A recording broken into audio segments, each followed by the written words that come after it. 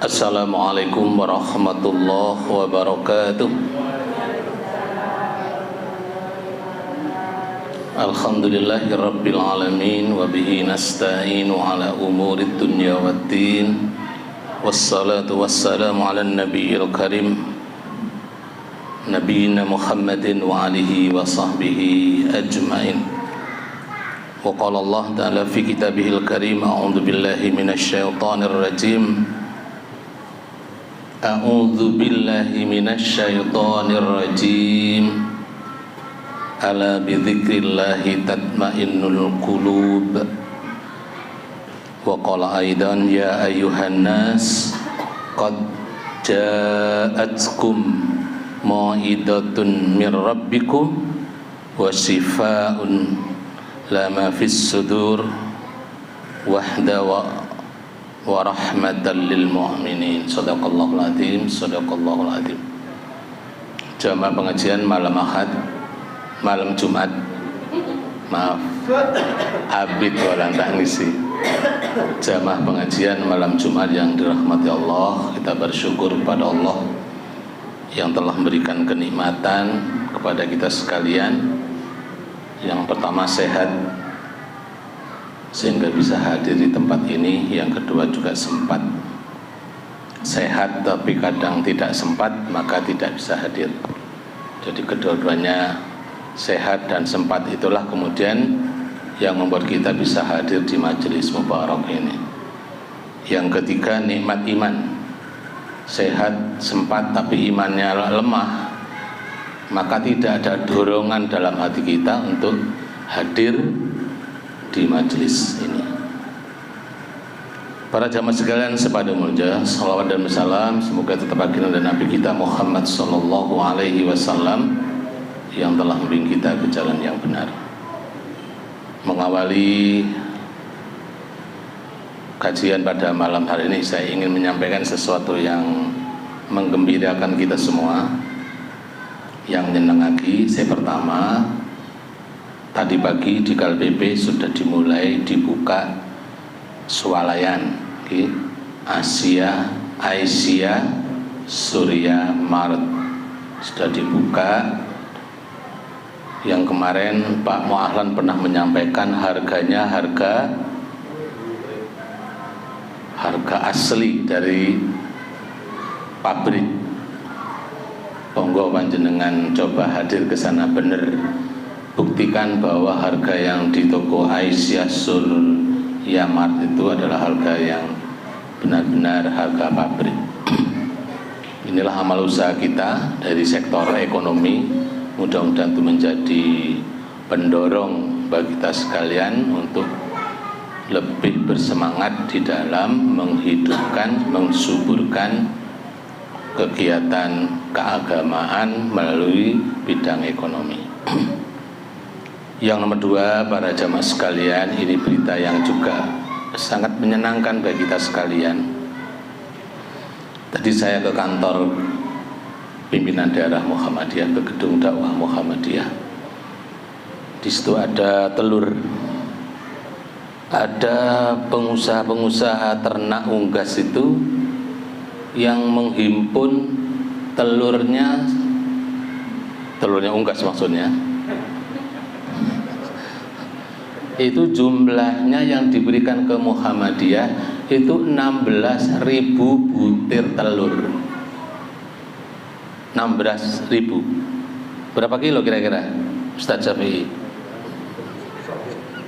yang jualan telur ini?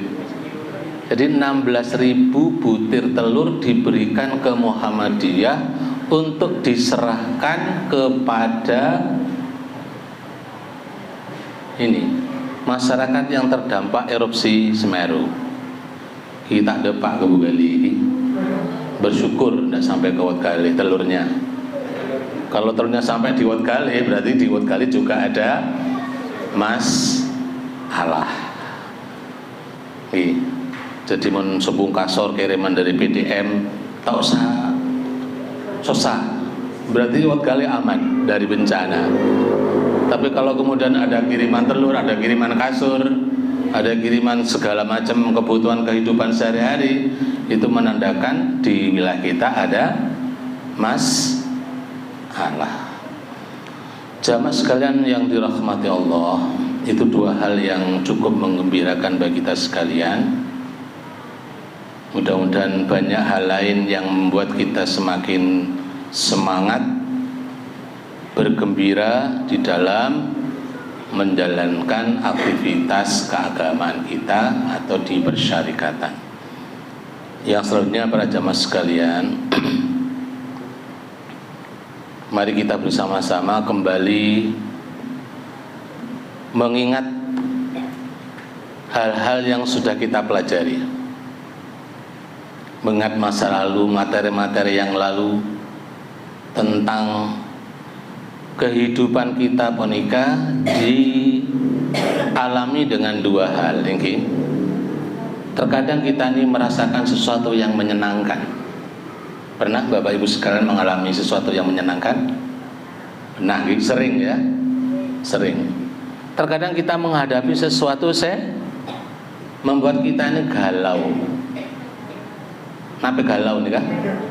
Susah. Jadi dua hal itu terus bergulir dalam kehidupan kita. Ada kalanya kita menikah senang dalam menjalani kehidupan sehari-hari, ada kalanya kita nikoh mengalami kegalauan. Yang ingin kita sampaikan, yang ingin kita bicarakan malam hari ini, kalau soal senang tidak usah dibahas, tidak usah bahas. Kita membahas yang galau saja. Apa yang harus kita lakukan ketika kita mengalami kegalauan hidup? Pernah berakirah ibu-ibu? Pas sumpek saya tahun tadi beras sobung minjem ke tetangga sebelah, tepan tadi juga, wah aku tepat gak duwe pisan nih, wangen. Dalam posisi yang seperti itu, apa yang harus kita lakukan? Yang pertama, jawaban Allah di dalam Al-Quran, gelak asah setan gula sampai akidah para panjenengan. Kita harus berzikir, berzikir. Pasosa, awudu, pun kita zikir pada Allah. Ala bidzikrillah tatmainnul qulub. Ketahuilah dengan berzikir kasah hati kita ini kemudian menjadi tenang. Percaya. Bapak percaya dengan berzikir hati tenang. Oh, tak percaya zikir agar tenang ini berarti tak percaya ada Allah lah kan? Berat nih kan?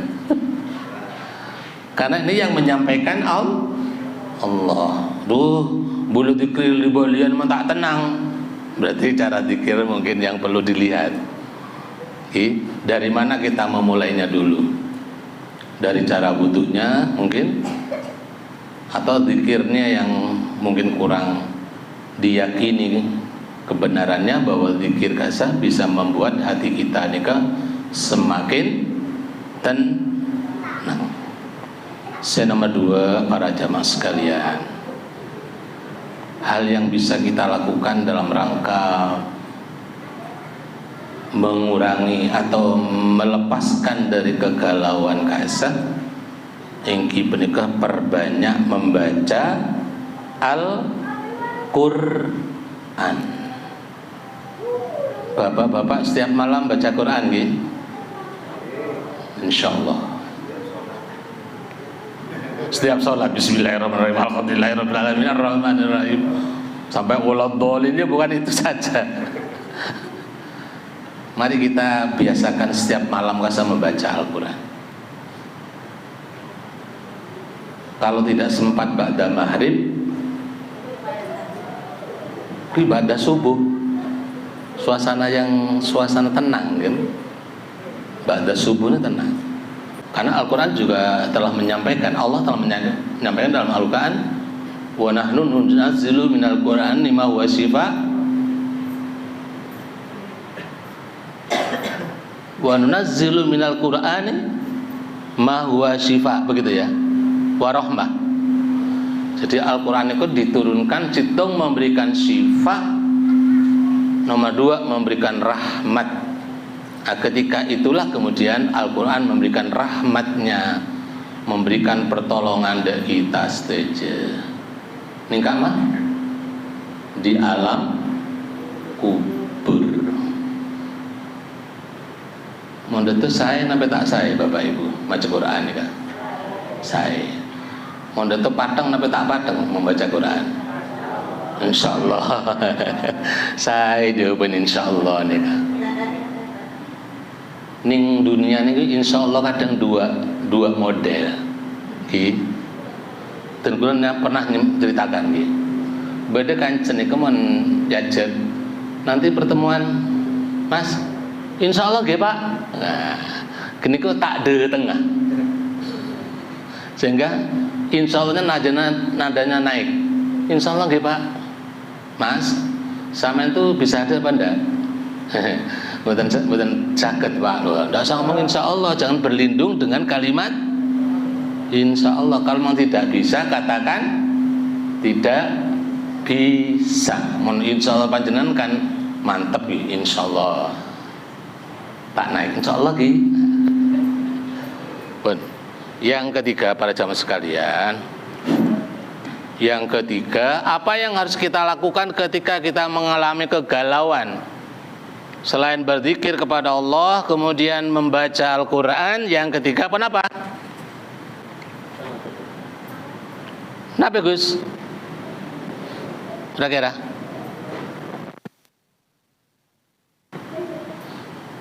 Kalau kita mengeluh, kepada siapa kita mengeluh? Apa bercerita pada teman? Berkeluh kesah pada teman? Ya pada hakikatnya kita niku ucapan Allah, innal insana khuliqa halu'an. Saungkeun manusia niku diciptakan dalam keadaan keluh kesah, gampang keluh kesah. Wa idza massahu syarru jazuan wa idza massahul khair manu'an. Dadi mon paringin syarru, kesusahan, maka dia berkeluh kesah, asambet nggih. Maren namen padi ojen terus. Ada lah. Padeng cokok centok begini. Derma kalimat yang muncul. Alhamdulillah beda. Aduh namen poler genare. Makan banyak senaman boleh berkeluh kesah gitu. Sobung pas mari namen pahujan terus alhamdulillah beri ojen dari pangeran, barokatun minas sama, barokah dari langit. Mungkin barokah pada saat tertentu air itu menjadi barokah, pada saat tertentu air kasar menjadi musibah.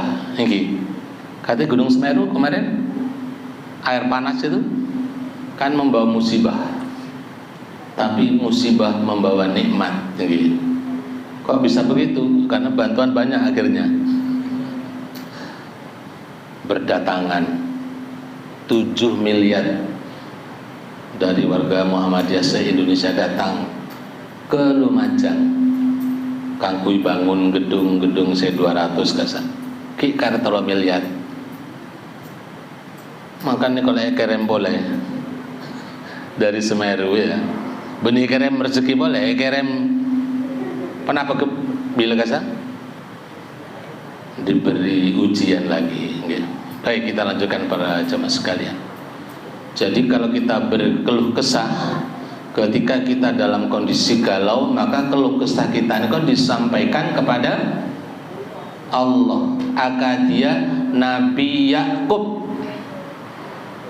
Nabi Yakub ini pernah mengalami situasi yang sangat menyedihkan. Apa? Situasi katipun penapa? Ketika kehilangan anak yang paling disayanginya. Ini menika Nabi Yusuf. Jadi Nabi Yakub pernah diuji oleh Allah dengan kehilangan anak yang paling disayangi. Ini menika Nabi Yusuf. Ketika oleh saudara-saudaranya diajak Kasapun Nabi Yakub sudah berpesan, apakah Anda bisa bertanggung jawab? Maka saudara-saudara mengatakan, ya kami bertanggung jawab keselamatan Yusuf. Tapi apa yang terjadi kemudian? Karena ini tidak terlepas dari skenario Allah, maka Nabi Yusuf kemudian hilang. Apa yang disampaikan dening Nabi Yakub ketika menikah di dalam surat Yusuf? Allah menyampaikan, a'udzubillahi minasyaitonirrajim, innama asku bathi wa huzni ilallah. Sesungguhnya aku hanya mengadukan kesedihanku, kesusahanku hanya kepada Allah. Jadi mun beda kesusahan ngadu dak Allah ki, matul ka Allah ki, jek matul ke kancana. Jadi kancen gena temannya nanti juga akan mengadu, nggih. Paling jung tegian ngadunya.